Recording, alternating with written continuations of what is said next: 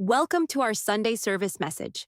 We pray this message encourages, strengthens, and draws you closer to God.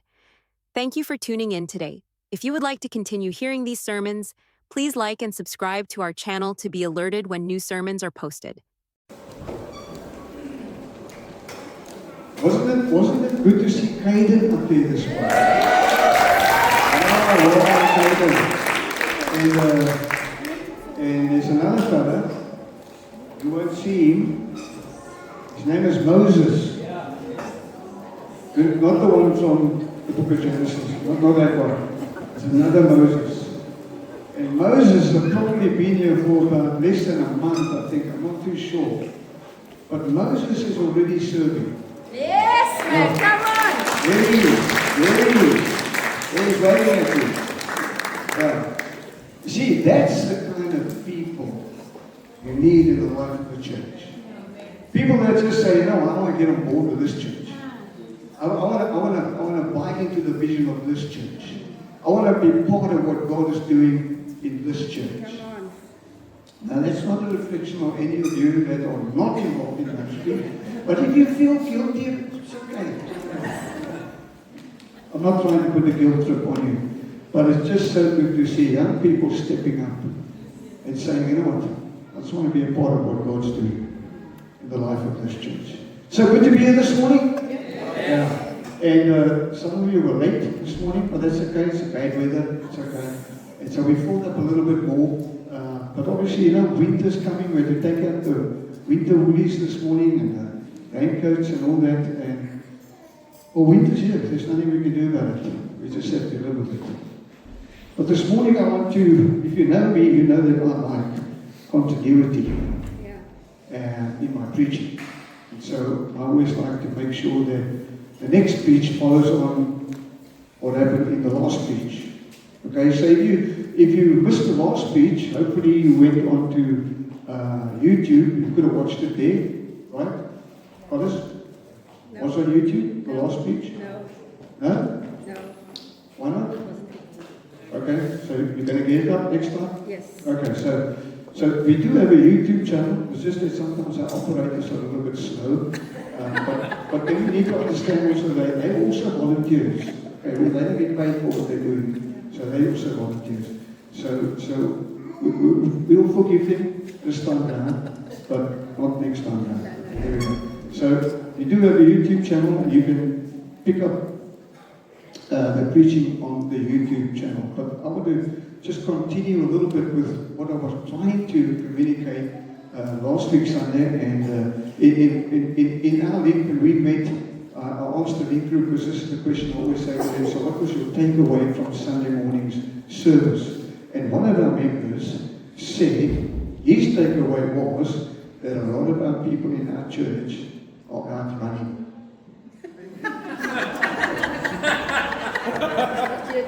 I'm being honest. Or you can ask Danny, you can ask Natasha, you can ask Baby.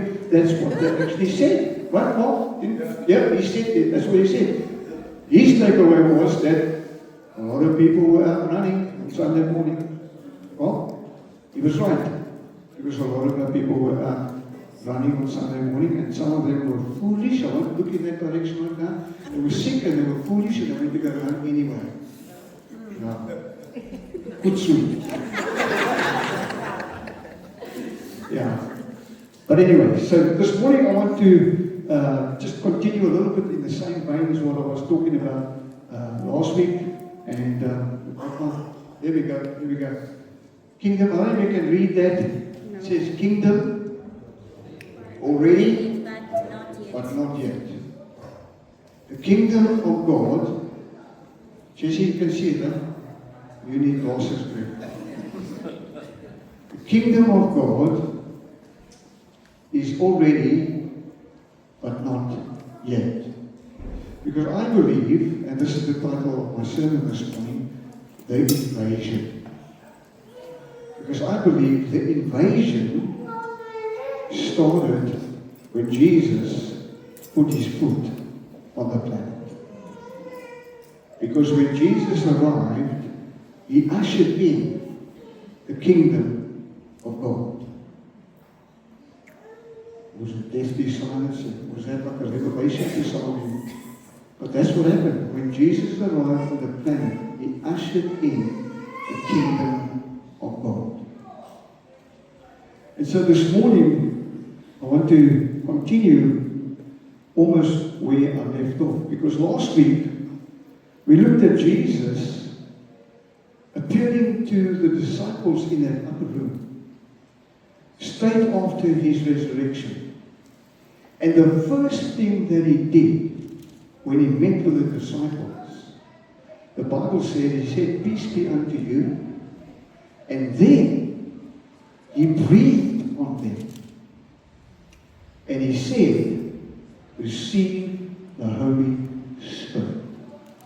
And so last week we took a look at that portion of Scripture, and we discovered that it wasn't so much about receiving as it was about revealing. And so in that portion of Scripture, it wasn't necessarily about the disciples receiving the Holy Spirit, but in fact, it was about God revealing something to the disciples. And just as God had breathed into the nostrils of Adam, in Genesis chapter 2 and verse 7, when Adam was just formed from the dust of the earth, he wasn't a being, he was just an outer shell. And then the Bible says, and God breathed into his nostrils, and he became a living being. So life comes from God. And so what Jesus was doing here, he was reenacting what the Father had done in the book of Genesis. And so he was breathing the breath of life into the disciples. But the difference was this: the breath of life that he now breathed into them was the breath of resurrection life. Remember, he had just come back from the dead. And his first act was to breathe into them the resurrected life. Because they also needed to understand that that which is born of the flesh is flesh. With me? But that which is born of the Spirit is spirit. Now those are the words that Jesus used to Nicodemus. When he said to Nicodemus, you must be born again. Because flesh is not going to inherit the kingdom of God. It's the Spirit that's going to inherit the kingdom of God. So clearly the scriptures are very clear. Unless you are born again, you'll not enter the kingdom of God. You can't. Because it's a spiritual place. So you have to be born again. That's why Paul tells us, if anyone is in Christ, he is a new creation. The old is gone. The new is come. The old represents your old life. Yeah? The new represents the resurrected life.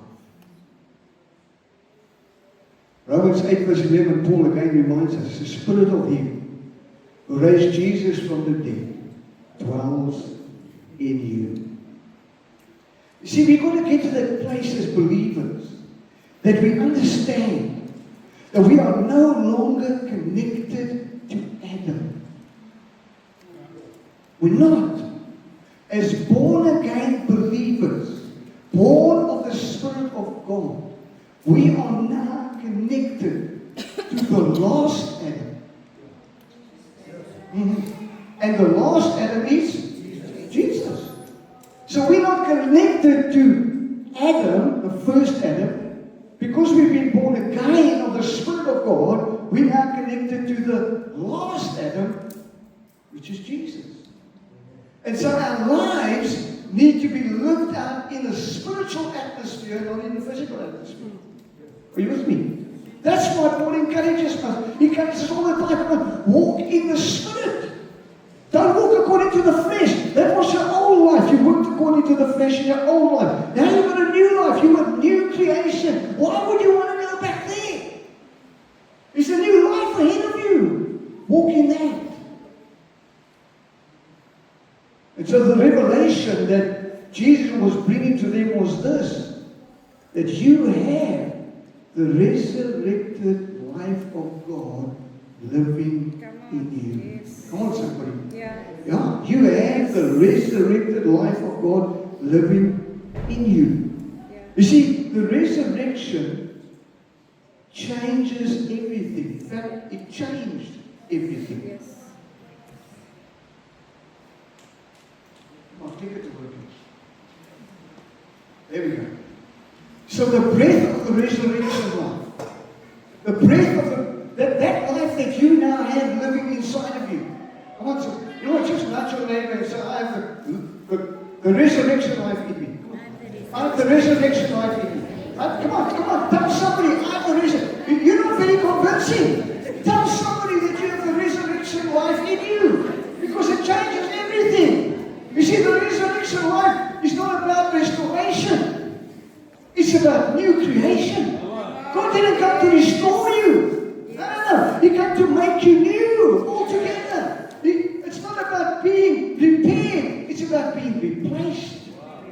Oh, man. It's not about being improved. It's about being made new altogether. Brand new, man. See, God's not in the renovation business.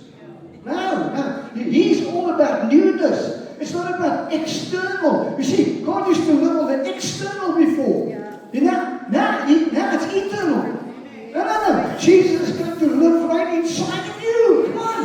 I mean, how close can that? Can I get any closer than that? No, come on. So it's not external any longer, it's internal. It's not being beside you. It's within you. It's within you, this resurrection life. It's not about being distant or from a distance. No, God's not distant any longer. He might be to those that are still in sin. But you that have been washed in the blood, made new, being born again by the Spirit of God. No, He's not distant any longer. He's now present.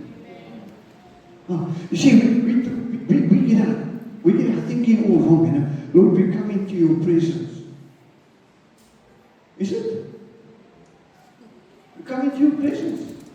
Well, I understand that kind of thinking, but you know what? The presence of God is already within you. Yeah. We just get more of the presence of God when more people gather together as the church. That's it. So His presence is manifested. It's not about striving. It's not about trying to live this Christian life. No, it's about resting in God. It's about just resting and being all that God wants you to be. You see, the resurrection changed everything. Changes everything. You and I are not able to display the values and principles of the kingdom of God. We're able to do that. Why? I'll tell you why. Because the King lives on the inside. He's not something nebulous out there. No. He came down. He now chooses to live in you if you decide that I want to live for Jesus. That's what He wants to do. He's come to live His life in and through yours. And so last week we looked at that verse of Scripture, 1 John 4 verse 17, which says, as He is, so are we in the world. As He is, so are we in the world. So for me, that speaks of, as He lives in the kingdom of God, so we are able to live displaying the kingdom values and principles even though we are in the world. Remember, Jesus said, you are in the world, but you are not of the world. A huge difference. Not of the world. We were of the world. We're not of the world anymore. Now we're of God, and we are in the world. And so this resurrection life is on the inside of us. And the power of that resurrection life is on the inside of us. You see, we have this understanding that the kingdom of God is about going to heaven one day when we die. That's the sum total of our understanding of the kingdom of God.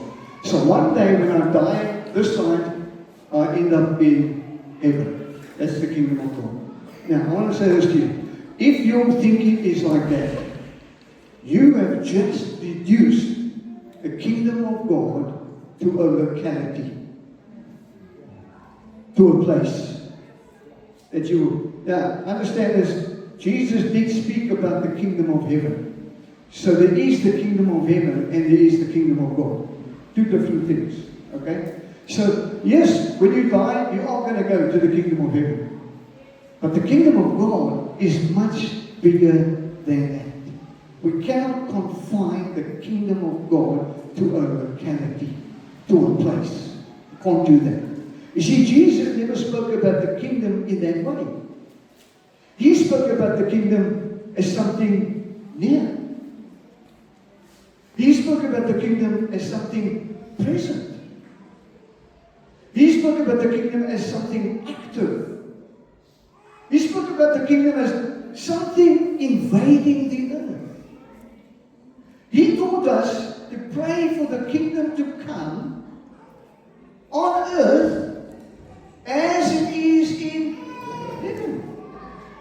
So there is a kingdom of heaven. But Jesus said, he was saying, pray that the kingdom of God would be on earth. I think it was Hillsong that sang that song, touching heaven, changing earth. That's what they're talking about. That's what Jesus was talking about. Let the kingdom of God come to the earth. Not the kingdom of heaven, but the kingdom of God. Let that come to earth. That's how he taught us to pray. He said the kingdom was at hand. Kingdom was at hand. He said the kingdom is among you. What? It's at hand, then it's among you. He even went as far as to say the kingdom of God is within you. That changes a lot of things. The kingdom of God, you see, is about God's reign. It's about God's life. And it's about God's way of breaking into human experience now. Not in the future. It's a now thing. The kingdom of God is now. It's not just a futuristic thing. It's something that you and I can experience now. It's present now. Because if it's about God's reign,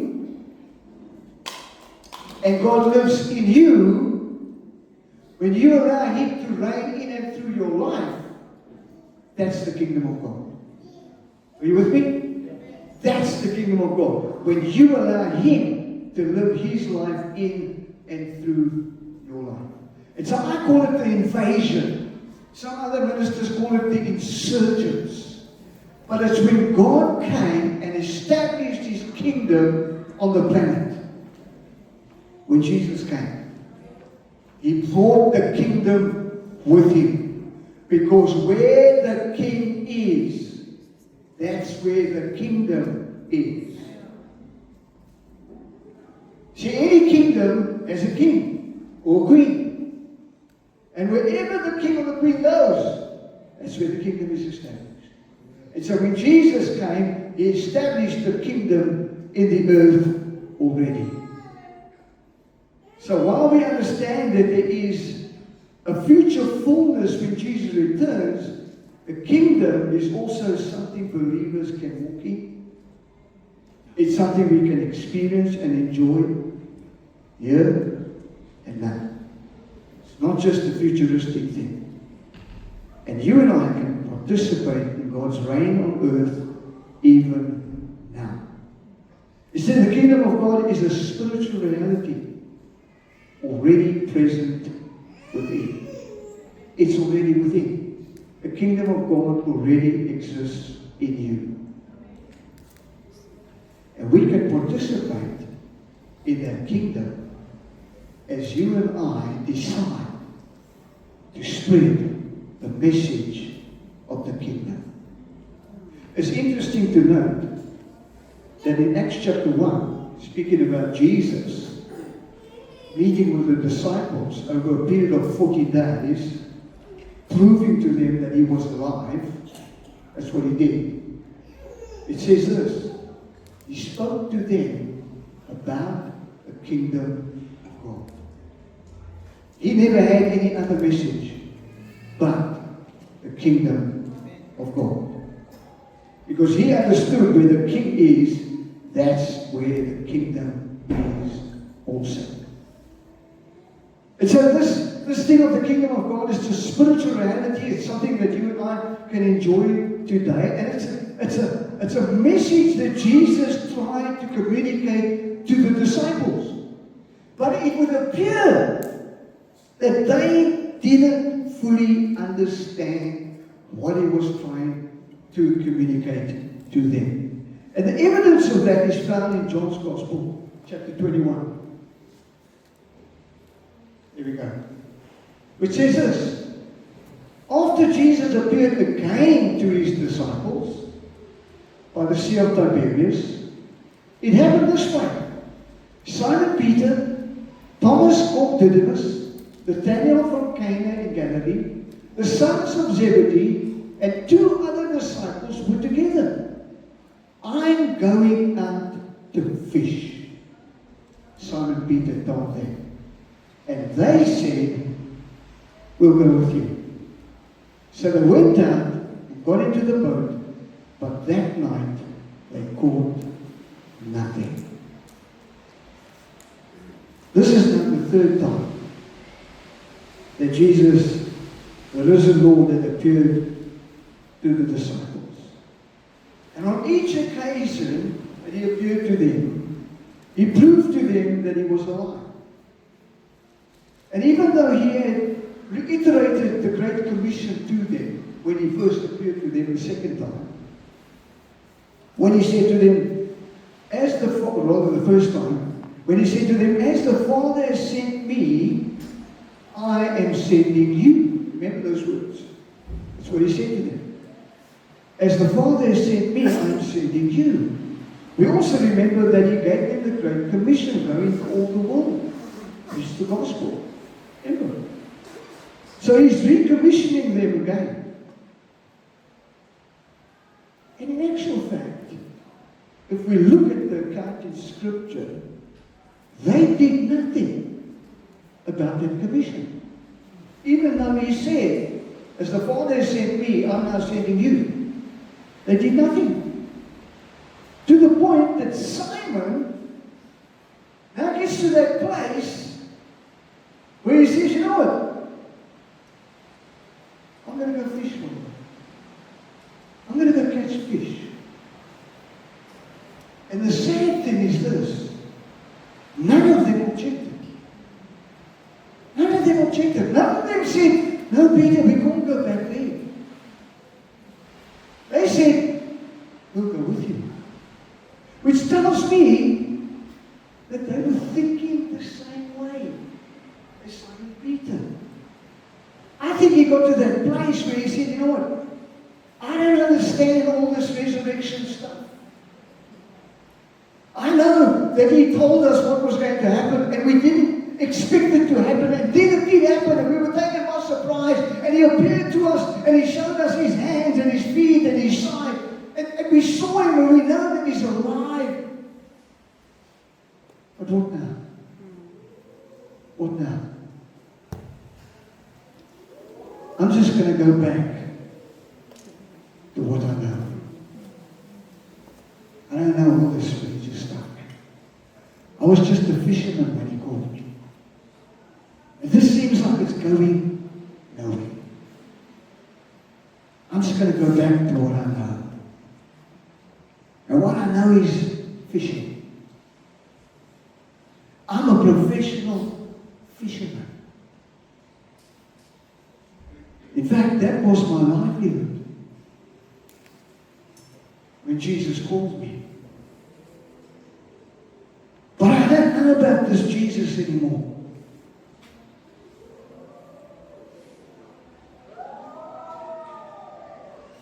I'm just going to go back. I'm going to go back to something that I know. I'm going to go back to my natural life.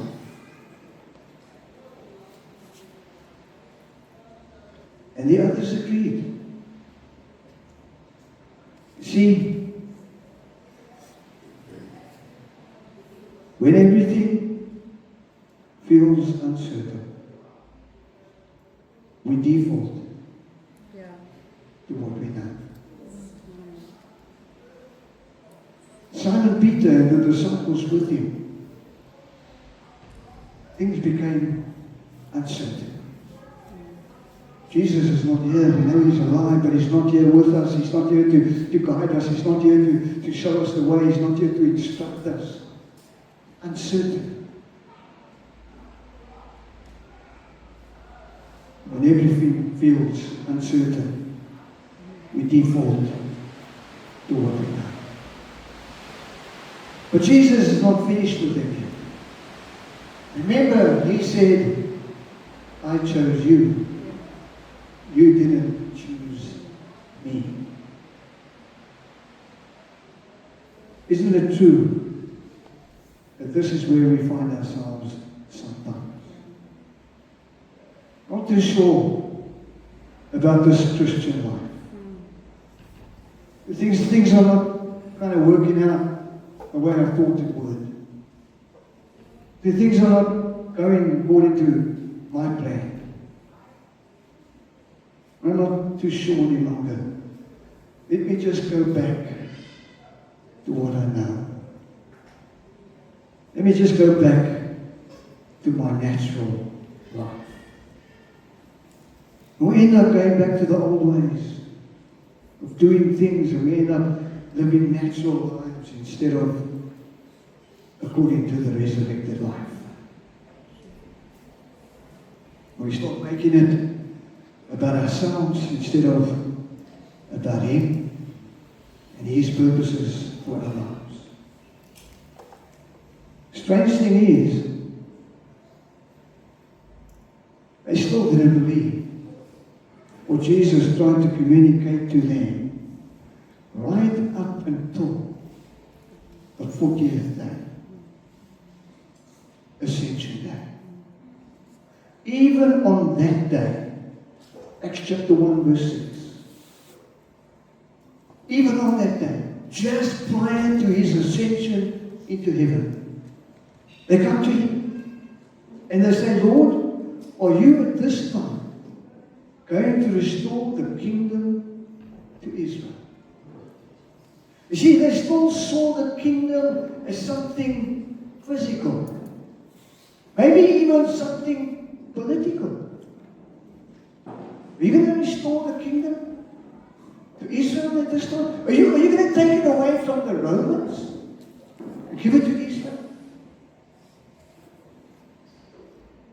They didn't realize that the kingdom is something spiritual. They didn't realize that the kingdom is something of influence. And he turns to them and he says to them, not for you to know. Not for you to know what I'm going to do about the kingdom. Not for you to know. And I'm paraphrasing here because I think this is what he was trying to say. It's not for you to know now, but you will know what it's all about when the Holy Spirit comes on you and you become my witnesses. Then you will realize, as he is, so are we in this world. When the power of the Holy Spirit comes on you and you begin to become my witnesses. In other words, you start telling people about me. You start talking about me wherever you go. You love me so much that my name just oozes out of you, and you can't stop it from coming out of you. People can't stop you from talking about me. When you become my witnesses, that's when you will realize that I am living in you. See, we need to get to that place where we understand that we have divinity on the inside. Yes. It's huge. Eh? We have divinity on the inside. The Spirit of the living God lives inside of you.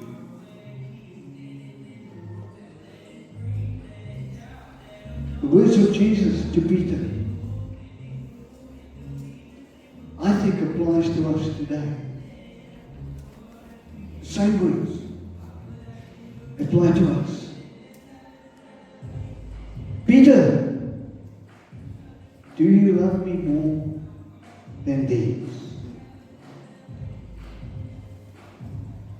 John, do you love me more than these? Vicky, do you love me more than these? Tony, do you love me more than these? Graham, do you love me more than these? Mark, do you love me more than these? Now some theologians look at that verse of scripture and they say, he must have been talking about the disciples. Do you love me more than your fellow disciples? I don't think he was saying that. I think he pointed to the fish.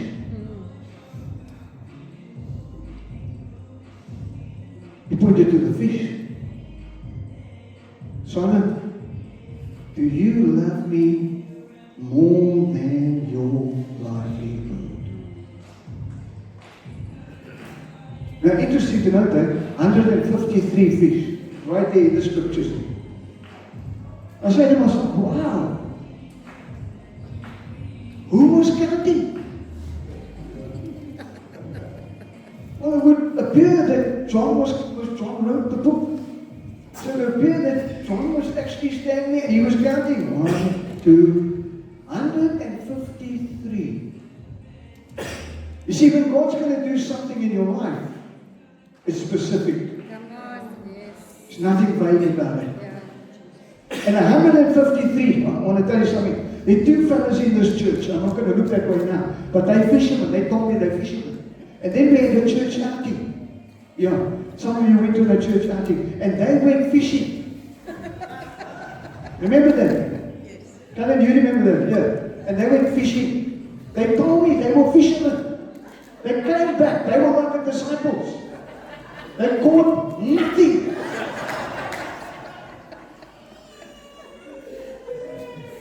Absolutely nothing. I'm thinking, what's this fisherman as well? You see, yeah, 153, specific. Yeah. God does something specific Come on now. in your life. Here's the interesting thing. In my research, I discovered this. Back then, 153 was significant to fishermen.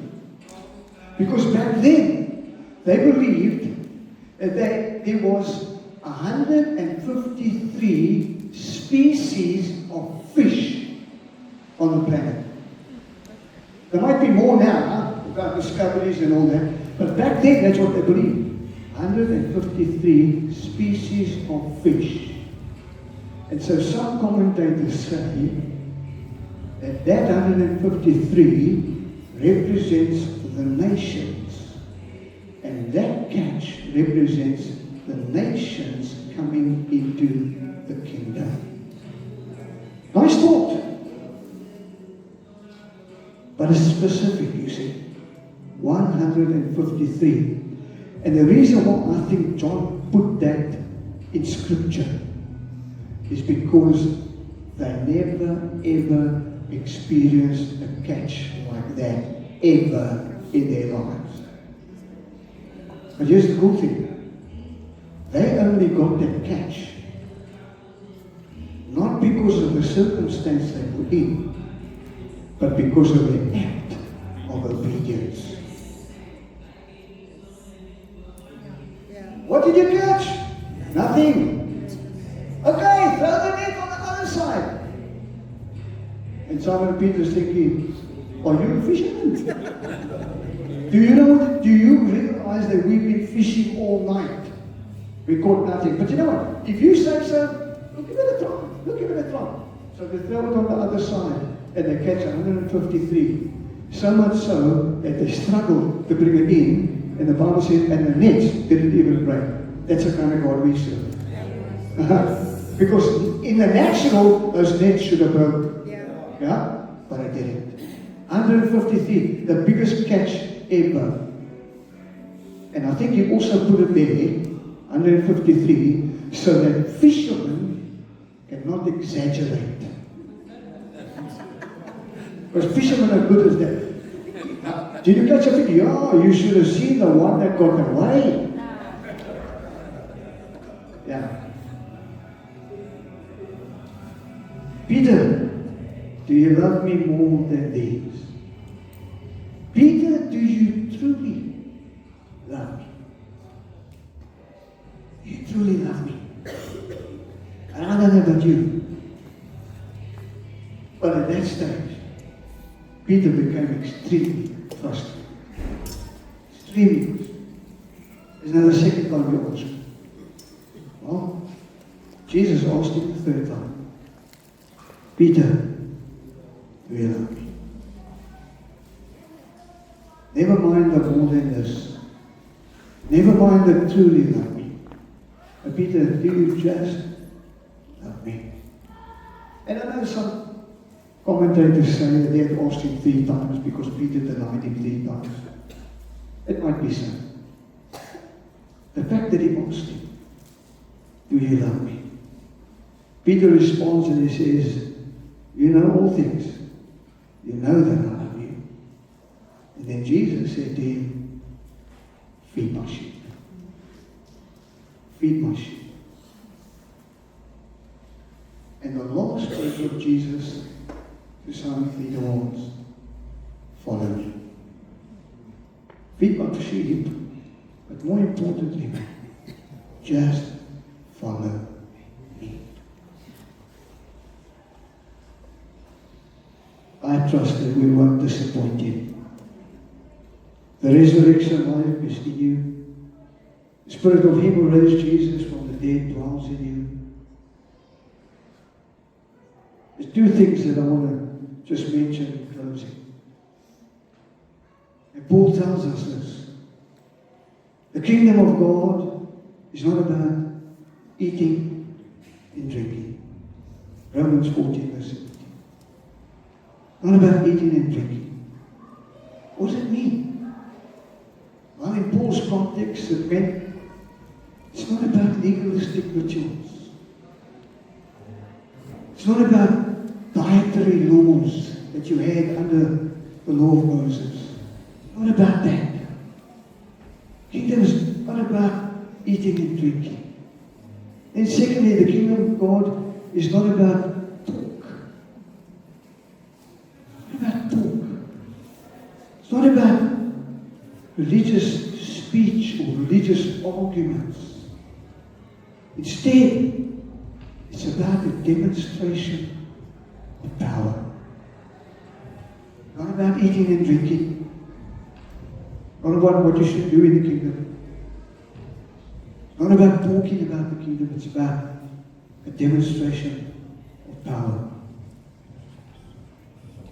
And that power is defined by an active, transforming life. A life that God Himself has transformed and has become active for Him. I don't think I need to remind us of the words of Jesus. If you love me, keep my commandments. Simple. Simple. So my encouragement to you this morning is this. The Spirit of God lives on the inside of you. I want you to get to that place where you will become willing to activate the Spirit of God in your life. Because I suspect that there are some of us that the Spirit of God has not been activated in our lives. And it's not seen in our lives and the things that we do. You need to activate that. Words of Paul to Timothy. Fan into flame. Spirit that lives on the inside. Because God has not given us a spirit of fear. He's given us a spirit of love. He's given us a spirit of a sound mind. So I want to encourage you. Tap into the resurrected life that God has already placed on the inside of you. And make a decision and say, God, I want to live according to that life. Because I'll tell you this, the resurrection changes everything. And the resurrected life living in you can change everything in your life. You will end up living a more fulfilled life than ever. Just allow God to be God in and through your life. Become part of the invasion of the kingdom of God on the planet. You say, how do I become part of that? How do I participate in that? But just allowing God to live His life in and through you. You can extend the kingdom of God. Yeah. You and I have the ability to extend the kingdom of God just by sharing what Jesus has done for you. Just by sharing what Jesus has done in your life. How He's changed your life. How He's made a difference in your life. You can extend the kingdom of God. One person at a time. You see, we need to see the kingdom of God everywhere. In every phase and facet of society. We need to see the kingdom of God on the school playground. That's where our young people come into. You're there on the campus. You can bring the kingdom of God onto that campus just through your life. In the workplace. You say, Pastor, you don't know the circumstances I work under. I do. But you would just allow the Spirit of God who lives in you, who goes wherever you go. You carry Him. Just allow Him to work in and through you. Right there, in that difficult office that you work in, where people are not so nice. Why don't you just become the nice one? See, we talk about righteous government. We need righteous government. But you know what we need? We don't need a righteous party. I don't believe you get that. You get righteous people who are in parties, different political parties. We need those people to be in government so that they can spread the kingdom of God in government. We all know what the scriptures say about that. When the righteous rule, we prosper. So we need to be praying along those lines that God will bring righteous men and women into government. Not a particular party, but righteous men and women. We need the kingdom of God to permeate every part of society. And it doesn't matter where you find yourself, you can be a part. You can be a part of participating in the kingdom of God. Spreading it wherever God wants to rule and reign. Come on, let's stand together as we close in prayer this morning. Trust that you've been blessed this morning. Trust that you learned something this morning. Trust that you're going to say, you know what? I just want to get on board with what God wants to do in and through my life. Let's just bow our heads in a word of prayer as we close this morning. I put out the challenge already. I don't need to challenge you again. But I want to just encourage you. Get to that place where you realize, oh man, there's a whole resurrected life that I can live. But I choose to live a natural life.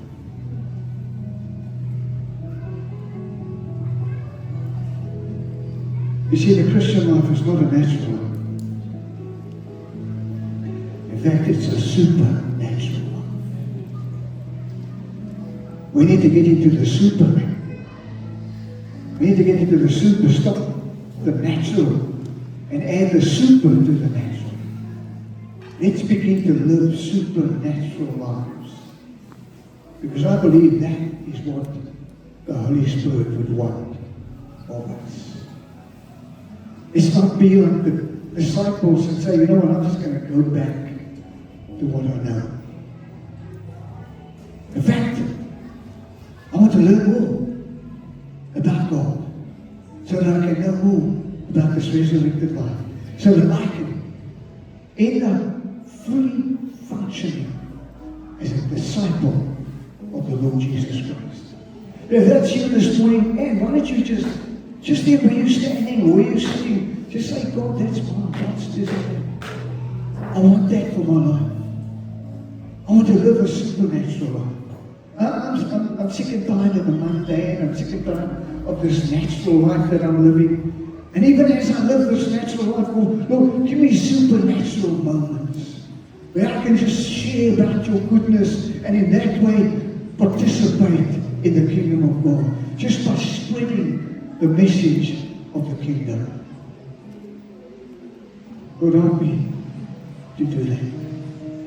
Father, we thank you for this time that we could spend together. I want to pray for all those that have been challenged this morning, those who are perhaps praying that prayer quietly, maybe whispering it, maybe praying it in their hearts. There's nothing hidden from you. You know all things. So Lord, as we reach out and make a new commitment to you, I pray, God, that you would solidify it in our hearts. Use us, Lord. Use us for your glory, we pray. Help us to permeate the love of Christ wherever we go. Help us to speak about the one that we love more than anything else. Help us to do that, we pray. Now, Father, I pray that you would prompt us with your blessing. May the love of God our Father, the grace of our Lord Jesus Christ, and the fellowship of the Holy Spirit be our portion. In Jesus' name. And all God's people say, Amen. Amen.